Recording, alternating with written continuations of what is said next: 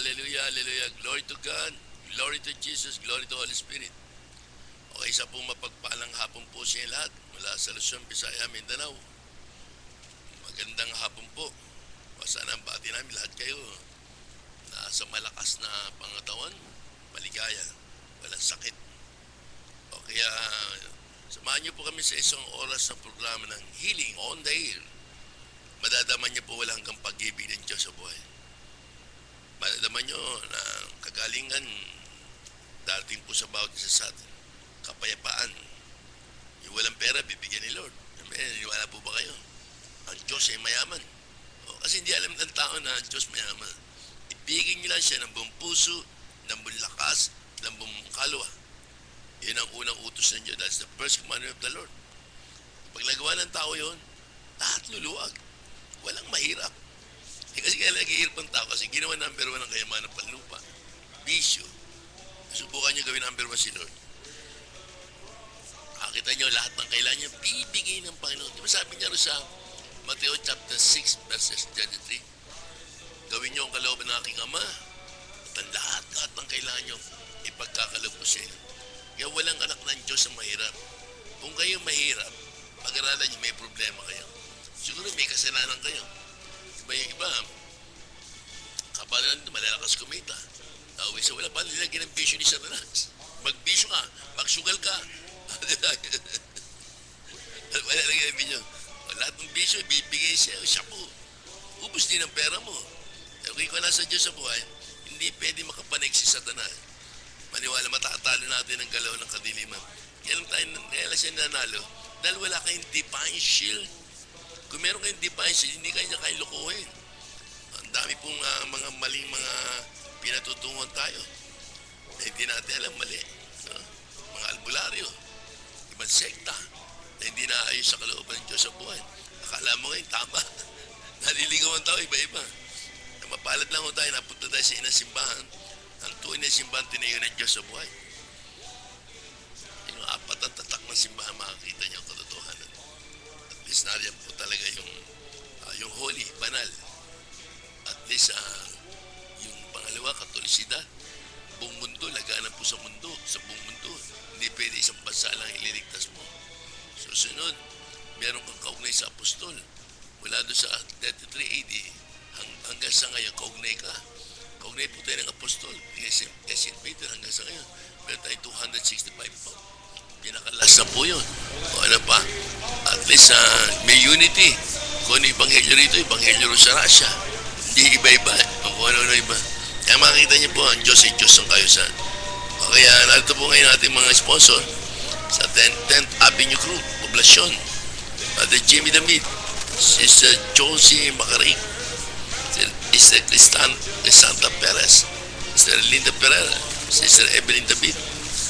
5 po sila rito. Kasi lahat, at least walang iparating sa inyo yung mga gawain natin. Ito po, binabati ko yung mga taga Metro Manila, mga outreaches natin. Sa inyo lahat, happy listening po. Please, marami to.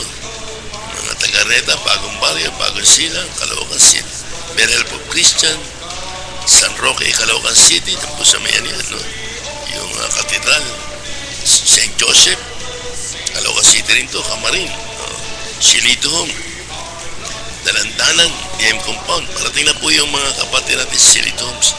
Medyo natin nila, DM Compound, Las Piñas, Makati, Malabo, Malibay, Maligaya, Manila, Marikina, MY Homes, Nabotas, Paranaque, Pasig, Pasig Line, Payatas, Post Office Manila, Project 8, Quezon Avenue, San Mateo, Montalban, St. Jude, San Domingo, Quezon City, Taguig City, Valenzuela. Dito naman sa outreaches, Aklan, Makato, Aklan, Washington, Apalit, Pampanga, Baguio Chapter, Balaktas, Bulacan, Bantayan, Cebu, Batangas, Bicol Chapter, Bold Chapter, California, USA, Cavite Chapter, Iginto, Bulacan, Hagunoy, La Union, Laguna, Lumos, Malolos, Marilao, Bulacan, Marinduque, Matantubig, Bulacan, Mindoro Chapter, Nueva Ecija, Papakay, Pagbilao, Quezon, Paluan, Mindoro, Pangasinan Chapter, Pasong Kawayan, Santa Rita del Bulacan, Pulilan, Bulacan, Quezon Province, San Miguel Poso, San Miguel, Bulacan, San Rafael, Sabang Palay. Okay, Spain, meron pa tayo sa Spain, Santa Maria, Bulacan, Santo Tomas, Batangas, Chaong, Baliwag, Tikay, Bulacan, Sampales. Yan po yung ating mga abilising po sa ating mga pong mahal na Bishop Ted Bacari Jr., our spiritual director, at sa ating Bishop ng Caloocan, Bishop Nicolas Iñiguez. Happy listening po. And din po kay Padre Leonardo Pineda ng Pagchem, founder, and Padre Edgar Puclosa ng Pagchem Priest. Kaya meron po tayo radio program. Ito, DWAD, DCRB, dalawa po ang radio program natin. DWAD, DCRB. Ito po nga DWAD, ito po ngayon, hanggang alas 4 hanggang alas 5 ng hapon. Ang DCRB naman, every Tuesday po tayo. Every Tuesday po ang ating gawain doon. At least isang beses lang po tayo. At least yung Divine Healing natin, yung Divine Healing Mission po natin. Natayo ito kasi naawa ko, dahil walang pera. Diba, lahat nagpapa-opera, or pera, maraming sakit. Yung konsulta na, 500 na. Yung ibang daw yung wala pa ng pera. Pag walang pera, pupunta ka kay Lord, wala kang pera. Wala kang gagastos. Iiyak kita ko, makamatay na ako. Di rin wala akong pambiling gamot. Mga pwede sa lahat ng bahay ko kahit 500. Kakamantang na ipanataw, gusto mabuhay. Pero kapag tayo po kami rito ng God's Healing Mission, ito po yung ospital ng SOC. Maniwala ho kayo, ang daming gumagaling. Mga leukemia, hika, yung mga cancer, iba't ibang sakit. Ang hika nga lang, magtataka ka ba? Walang kagalingan hika, gumagaling. O yun pa yung mga sakit na iba. Yung mga, yung mga may sugat na hindi gumagaling dyan, lilusog pa sa gumaling. Yung baradong puso, 4, tumalon lang ng mataas, natangkay yung bara. Yung bato sa bato, tumalon din ang mataas. Nagpapatalan po kami ng 3 consecutive na talan. O gumaling. Paano ka di maniniwalang choke sa buhay? Sa loob ng 15 araw po, may covenant ka 15 araw na pupunta sa God's Healing Mission.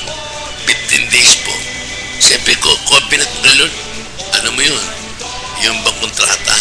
Lord, ito gagawa ko ng 15 days, gagawin ko yung oras tama, so as makikita ko sa ito ng Diyos sa buhay. After that, pagalingin mo. Para ba nakikipag-usap ka sa tao, tingin nyo sa Diyos malayo, at tingin nyo sa Diyos walang magagawa. Akala nyo parang parang vision lang siya, wala na. Hindi yun, ang Diyos ay buhay. Iisa life. Pagka talagang pagka talagang gumawa ka ng mabuti, may gantimpala ka. Gumawa ka ng masama, may parusa ka. Hallelujah. Lalay narito na. Kasi malatawa ka sa mga penalty situation ng mga tao. Pero pagka gumawa ka naman ng tama, darating ang gantimpala. Kaya kayo huwag kayong gagawa ng masama, may parusa na natin sa inyo. Yan po Christ on the Block, basta yung bababa ng Mama Mary. Ito isang magandang Christ on the Block. Ito po may similarity sa Legion of Mary, yung Black Rosary, ang kaibahan lang namin, meron kaming rosary meron pa kaming reading of the Bible, meron pa kaming healing session. Kaya 3 in 1.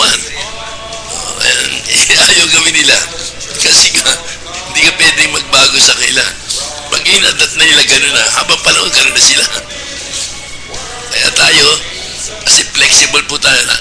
Ang Holy Spirit ayaw na nakagapos. Gusto niya, malaya siya. Pag gusto niya gawin yun, gagawin niya. Ipauutos niya. Pero mo, ano pa ng ilang taon na. Ganun pa rin, Kaya nga sana, panalangin natin sa Diyos sa buhay na sana mula doon sa Papa, magkaroon ng pagbabago. Yan po yung tinatawag natin, total consecration. Pag ginawa natin total consecration, yung mga hindi dapat isaayos na po yun. Babaguhin ng Diyos ang kaisipan nung nagbibigay ng kautusan yan. Halimbawa sa Papa, sa Roma, babaguhin niya yun. O, kaya tayo naman, bandang huli, mababago po yan. Kanya-kanya talaga, iba. Sa amin kagaya kami lang nag-aayos. Maliit nga kami, pero natutuwa sa amin ng Espiritu Santo kasi pag gusto niyang baguhin, babaguhin namin. Kahapon niya rito, baha.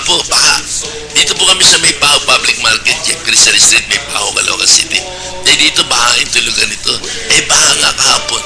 Maniwala ka, puno pa rin po mga tao. Yung pala yun ang covenant nila. Paano marami nang pinagaling, marami nang binago ang Diyos. Kaya niya, hindi sila nag-a-upset kasi gusto nila mahaba buhay.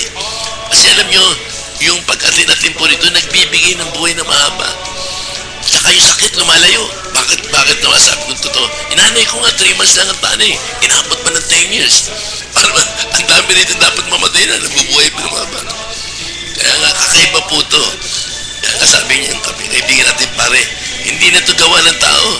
Ito'y gawa na ng Diyos. Kaya hindi na po ano ito. Kaya nga sila, okay, inulit ko ulit, kahit sa vlog, magpababa po kayo. Gusto niya, ito po aming telephone number. 986-7977 o 285-5120. Ulitin ko yan, 2986-7977 or 285-5120. Ito naman para sa prayer request o kaya ano sasabihin sa amin. Ito po cellphone number ko, 0917-328-7851 0922-812-6454. Yan po ang telephone namin. Ito naman kay Brother kay Sir Joe, 0920-803-8822. Sigurado nakikinig si Sir Joe Gonzalez, our text master. Okay, masipag magkukuha ng bariya. Hallelujah. Kaya pasahan mo kami ng mga tumawag. Okay, ano po, Sunday gathering natin alas 8 hanggang alas 12 po. Sunday gathering sa Mother Unit po nagaganap. Yan ha, imbitahan nyo yung mga tao nyo, Sunday gathering. Yung Sunday, kasi po yung Sunday, araw ng Diyos yun, no? Pero bago kumakanuhan, yung pong sa Saturday po, lagi kayo mananood at panoorin ang Soldier Prize sa TV program sa NBN Channel 4 tuwing Sabado sa ganap na 7:30 hanggang alas 8 ng umaga para sa wala nang inaasahan kundi ang Diyos sa buhay ng mga pangyayari sa lahat.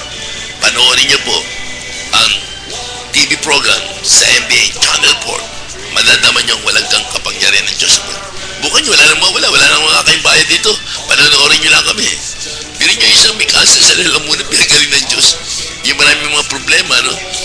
Hindi basta pinatungan kami po doon. Subukan nyo lang na mawala. Kasi kung magbayad pa kayo, napakalaki. Ang kailangan nila ng Diyos, pag-ibig, pagsunod, paghingi ng tawad. Pag makasalanan kayo, hindi kayo gagaling. Hello? Kailangan nyo, ihingi mo na ng tawad sa Diyos bago kayo pagalingin ni Lord. Amen. Yung mga makasalanan, wala po siyang relasyon sa Diyos. Pero oras na humingi kayo ng tawad sa Panginoon, kahit kasing itim ng putik ang kasalanan mo, patatawarin ka ng Diyos. Amen, ano? Akala nyo ba ang bait-bait ng Diyos? Gusto niya na makita niya hanggang saan ka pa talaga magsisisi ng kasalanan taglay mo. Makasalanan ka na, nakatawa ka pa. Hindi ka humingi ng tawad. Ayaw ka malalumuha. Humingi po kayo ng tawad, makakita niyo, Diyos, ang bait-bait. Okay na po tayo. Nato na po tayo sa dito po sa pangalawang post pa natin ating gawain. Awit po tayo ng sikip yung sing hallelujah.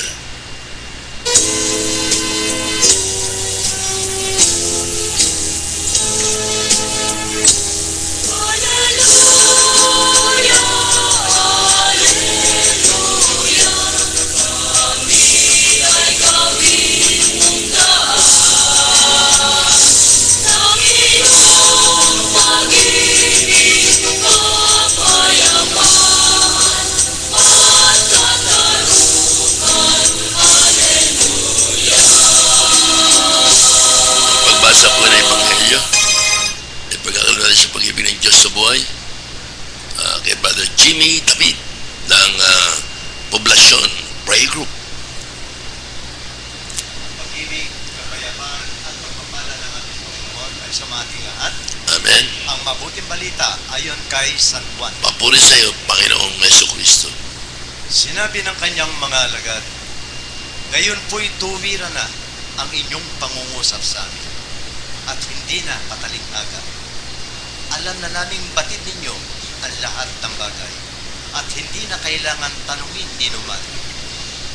Dahil dito, naniniwalang kami kayo'y mula sa Diyos. Sumagot si Jesus, naniniwala na ba kayo ngayon? Darating ang oras at ngayon na nga na magkakawatak-wata kayo, magkakanya-kanyang lakad kayo, at iiwan ninyo ako. Gayon may hindi ako nag-iisa sapagkat kasama ko ang Ama. Sinabi ko ito sa inyo upang kayo'y magkaroon ng kapayapaan sa pakikipag-isa sa akin. Mayroon kayong kabigatian dito sa sanlibutan. Ngunit laksan ninyo ang inyong loob. Napagtagumpayan ko na ang sanlibutan. Mga kapatid, ang mabuting balita po ng ating Panginoon. Pinupuri ka namin, Panginoong Jesucristo.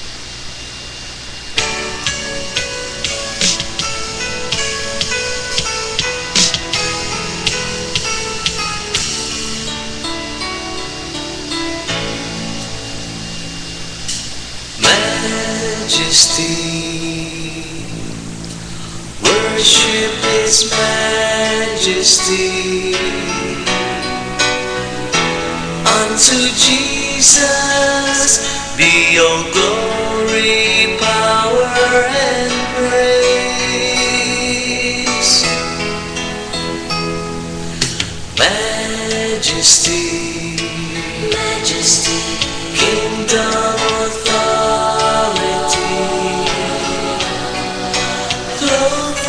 His throne unto His own, His anthem raise.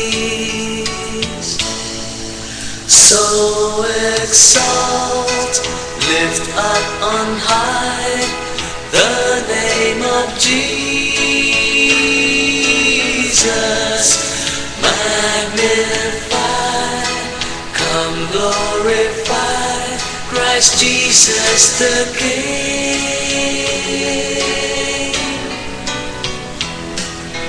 Majesty, majesty, worship His majesty. Jesus who died, now glorified, King of all kings. So exalt, lift up on high the name of Jesus.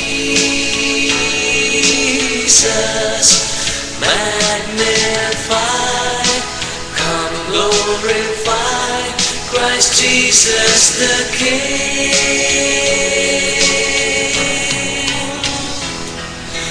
Majesty, worship His majesty. Jesus who died, now glorified, King of all kings. Jesus who died, now glorified, King of all kings. Amen. Hallelujah. Hallelujah. Glory to God. Glory to G. Glory to Holy Spirit. Kaya gumaganda ang mga kanta namin. Majesty. Yung mga kinakanta natin. Kasi pagbutas natin kinakanta, kapisado rin natin. Kaya nung na po tayo, Brother Jimmy.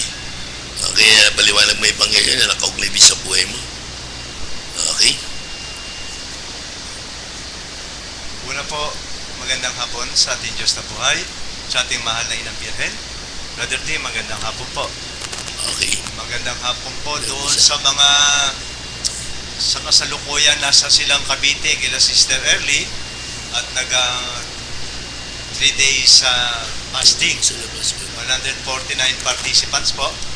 At sa lahat po ng mga tagapakinig ng DWAD sa oras nito, binabati ko rin po ang DM Combined Chapter na sila Sister Vicky Maglalang, Sister Emily Noel, Sister Juliet Sagon, Brother Enrique Boy Bulaon, Sister Mabel Bondok, at siyempre po ang 10th Avenue Poblacion Group.